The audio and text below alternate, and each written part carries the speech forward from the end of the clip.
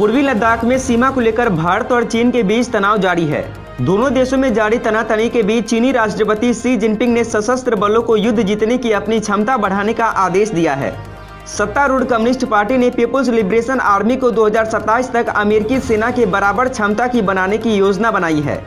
Xi Jinping ने कहा है कि सेना को युद्ध जीतने के स्तर वाले प्रशिक्षण पर ध्यान केंद्रित करना चाहिए।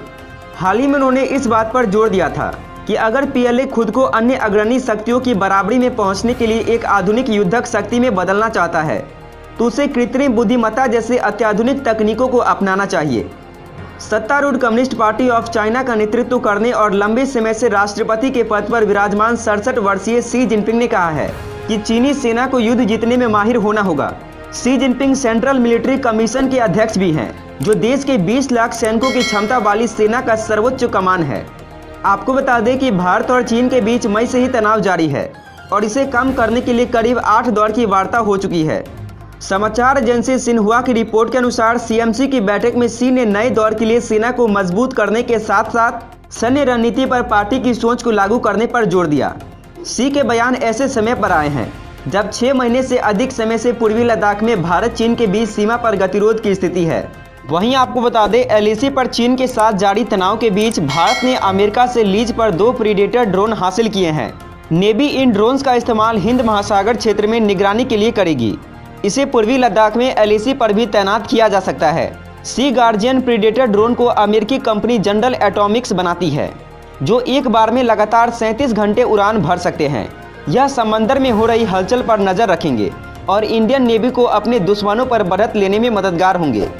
इन दोनों ड्रोन्स को नेवी ने भारत चीन तनाव के मद्देनजर रक्षा मंत्रालय से मिले इमरजेंसी प्रोक्यूरमेंट पावर्स के तहत लीज पर लिए हैं।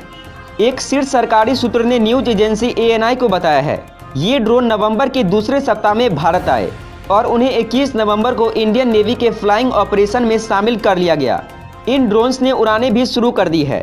सूत्रों ने बताया है कि ये हवा में 30 से ज़्यादा घंटों तक उड़ान भरने की क्षमता रखता है। सूत्रों के मुताबिक भारत इस तरह के 18 और ड्रोन अमेरिका से खरीदने की तैयारी कर रहा है, लेकिन उससे पहले नेवी ने इन 2 ड्रोन्स को 1 साल के लिए लीज पर लिया है।